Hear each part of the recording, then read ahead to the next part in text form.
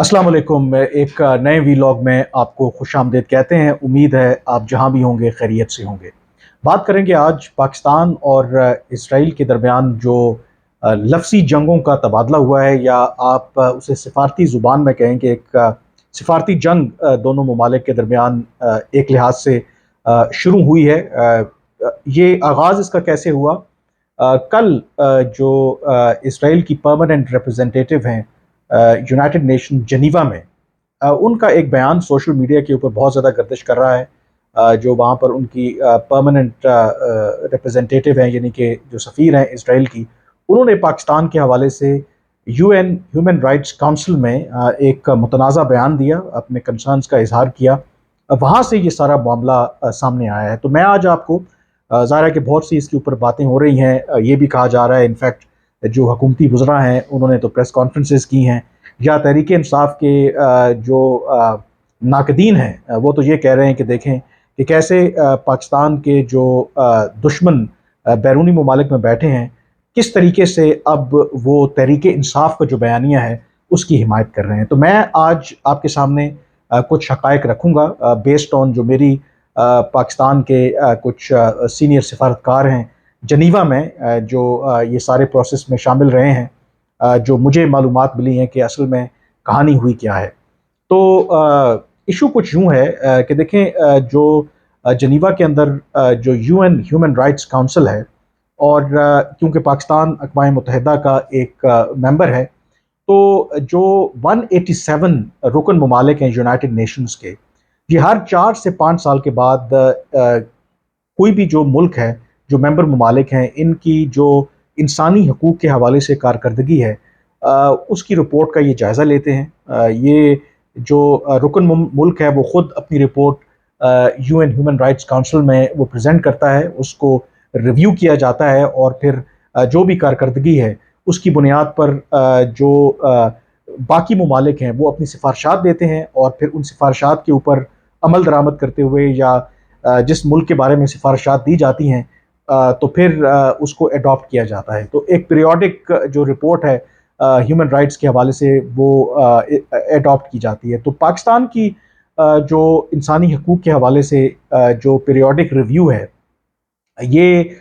इस साल 30 जनवरी को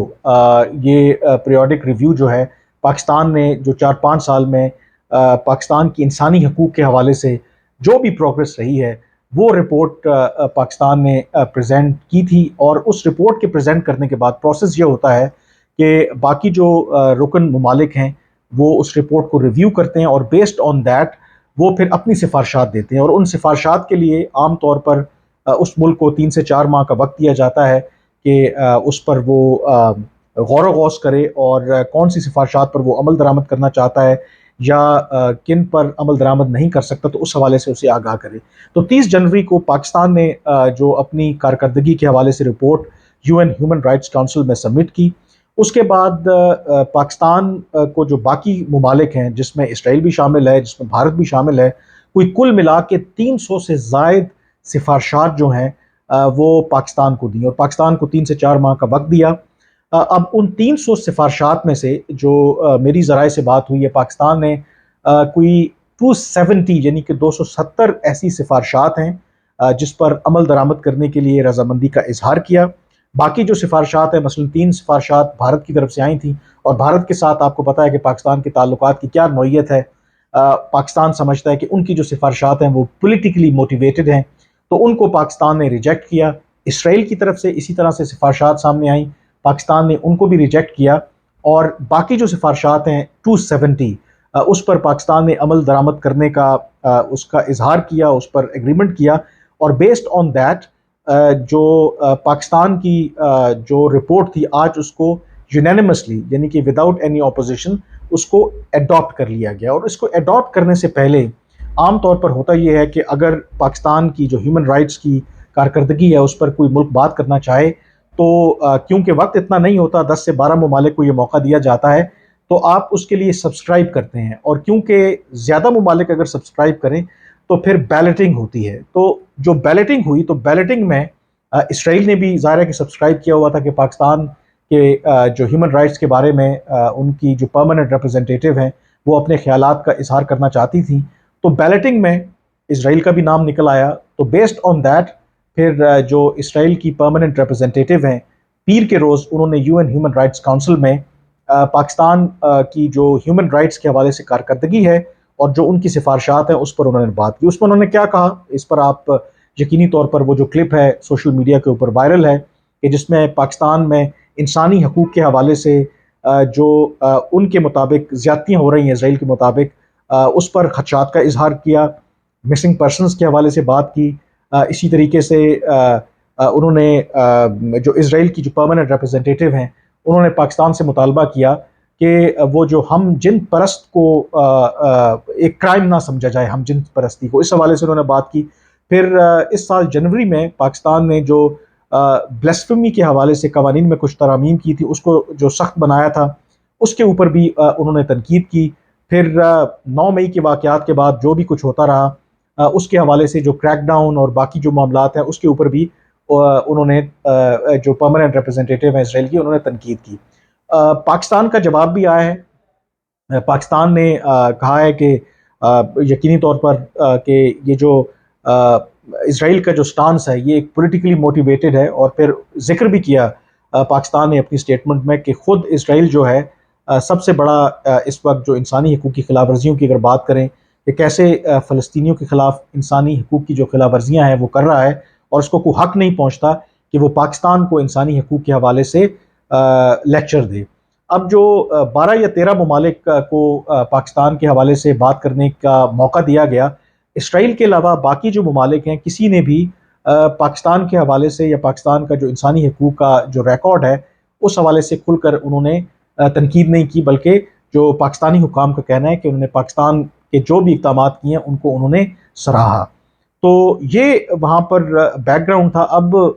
اس سٹیٹمنٹ کے بعد، اس کنٹروورسی کے بعد، پاکستان کے اندر خاص کر کے جو اگر حکومتی وزراء ہیں ان کی طرف سے بھی جو بیانات جاری ہو رہے ہیں وہ یہی کہہ رہے ہیں کہ اس سے ایک چیز ثابت ہو گئی ہے کہ عمران خان اور جو یہودی لابی ہے یا جو اسرائیلی لابی ہے ان کے درمیان جو گٹھ جوڑ ہے وہ ثابت ہو گیا ہے۔ حالانکہ جو میری پاکستانی جو سفارتکار ہیں ان سے جو بات ہوئی ہے، اصل میں وہ یہی کہتے ہیں کہ جب اسرائیل کی بھی باری آتی ہے، جب اسرائیل کی ہیومن رائٹس کی کارکردگی کے بارے میں یا رپورٹ کا جائزہ لیا جاتا ہے تو پاکستان جو اسرائیل نے بات کی ہے اس سے کہیں زیادہ اسرائیل کے اوپر کھل کر تنقید کرتا ہے، اور یہ فیکٹ بھی ہے کہ پاکستان کا اسی لیے ڈپلومیٹک ریلیشن شپ بھی نہیں ہے اسرائیل کے ساتھ، کیونکہ پاکستان سمجھتا ہے کہ جب تک فلسطین کا جو مسئلہ ہے اقوام متحدہ کی قراردادوں کے مطابق حل نہیں ہو جاتا، پاکستان اس وقت تک اسرائیل کو تسلیم نہیں کرتا، اور پاکستان سمجھتا ہے کہ اسرائیل جو ہے اس نے غاصبانہ قبضہ کیا ہوا ہے جو فلسطینیوں کی ٹیریٹری ہے اس کے اوپر، اور پاکستان آن اینڈ آف جو اسرائیل کی پالیسی ہے اس پر تنقید کرتا ہے۔ تو جو پاکستانی جو ڈپلومیٹس ہیں، جو میری ان سے بات ہوئی، تو ظاہر ہے کہ اسرائیل کو یہ ایک موقع ملا تھا تو وہ اس سے فائدہ اٹھانا چاہتے تھے، اور اس کا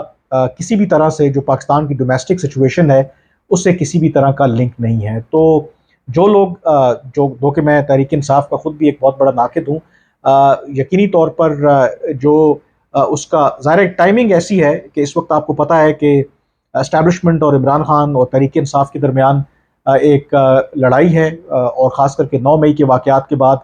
تحریک انصاف کے بہت سے جو ورکرز ہیں، بہت سے لیڈران ہیں، ان کے خلاف مقدمات چل رہے ہیں، ان کے خلاف کریک ڈاؤن ہوا ہے۔ تو اس تناظر میں جو تحریک انصاف کے مخالفین ہیں، ظاہر ہے کہ وہ اس کو اسی کانٹیکسٹ میں دیکھ رہے ہیں کہ شاید عمران خان کی حمایت میں اب اسرائیل بھی آ رہا ہے۔ تو جو باقی دنیا کے ممالک ہیں وہ ڈیفینیٹلی ایک جو سچویشن ہے اس سے فائدہ اٹھانے کی ضرور کوشش کرتے ہیں، لیکن جو میری پاکستان کے حکام سے بات ہوئی ہے وہ یہی کہہ رہے ہیں کہ اس کو ایک آؤٹ آف کانٹیکسٹ سمجھا جا رہا ہے، کیونکہ یہ ایک پروسیس ہے جو اس سال جنوری سے چل رہا تھا، اور اگر بیلٹنگ میں اسرائیل کا نام نہ آتا تو شاید آپ کو یہ جو اسرائیل کی جو سفیر ہیں، جو امبیسڈر ہیں، انہوں نے UN ہیومن رائٹس کونسل کے سیشن میں یہ جو ریمارکس دیے ہیں وہ بھی آپ کو سننے کو نہ ملتے۔ تو جو پاکستانی حکام ہیں، جو سفارتی ذرائع ہیں، وہ کم از کم اس کو پاکستان کی جو ڈومیسٹک سچویشن ہے اس سے ڈی لنک کر رہے ہیں۔ بٹ نیوردلیس پاکستان کے اندر آپ کو پتہ ہے کہ کانسپریسی جو تھیوریز ہیں اس پر بلیو کیا جاتا ہے، اور جو عمران خان اور تحریک انصاف کے مخالفین ہیں وہ یہی کہہ رہے ہیں کہ اس سے صاف اندازہ ہوتا ہے کہ ایک طرف جو پاکستان کے دشمن ہیں، جو ہاسٹائل فورسز ہیں، وہ اور جو تحریک انصاف ہے، اب ان کا بیانیہ ایک ہے۔ وہ ہر انٹرنیشنل فورمز کے اوپر وہ پاکستان کو تنقید کا نشانہ بنا رہے ہیں، اور یہ جو تمام فورسز ہیں اب عمران خان کی جو حمایت میں وہ سامنے آ گئی ہیں۔ تو لیکن جو حقائق ہیں، جیسے میں نے آپ سے کہا کہ یہ ایک پروسیس تھا، جو ایک پیریوڈک جو ہیومن رائٹس کے حوالے سے ہر جو اقوام متحدہ کا رکن ملک ہے اس کی کارکردگی کا جائزہ لیا جاتا ہے۔ پاکستان کی کارکردگی کا بھی جائزہ لیا گیا۔ پاکستان کا یہ ٹرن تھا۔ 30 جنوری کو پاکستان کی حکومت نے اپنی رپورٹ پریزنٹ کی UN ہیومن رائٹس کونسل کے سامنے۔ اس رپورٹ کو بنیاد بناتے ہوئے باقی ممالک نے پھر پاکستان کو سفارشات دیں۔ جیسے میں نے کہا کہ پاکستان 300 سے زائد سفارشات دی گئیں۔ پاکستان نے کوئی 270 جو سفارشات ہیں ان پر عمل درآمد کرنے کا فیصلہ کیا، اور جو باقی سفارشات تھیں کچھ پر تحفظات کا اظہار کیا۔ جو بھارت اور اسرائیل کی طرف سے ریکمنڈیشنز دی گئی تھیں ان کو ریجیکٹ کیا۔ تو یہ وہ بنیادی وجہ بنی کہ پاکستان اور اسرائیل کے درمیان آپ کو ایک سفارتی جنگ ہوتی نظر آئی، کیونکہ جو اسرائیلی جو ایمبیسڈر تھیں ان کا جو بیان تھا وہ یقینی طور پر پاکستان کے اندر وہ بہت زیادہ وائرل ہوا، اور پھر اس امپریشن کو ڈسپیل کرنے کے لیے دفتر خارجہ کی طرف سے بھی یہ سٹیٹمنٹ سامنے آیا، اور یہ ایک بنیادی وجہ بنی جس کی وجہ سے دونوں ملک جو ہیں انہوں نے ایک دوسرے کے خلاف الزام تراشی کی۔ اینی ویز آج کے وی لاگ سے اتنا ہی۔ انشاءاللہ جلد آپ سے ملاقات ہوگی ایک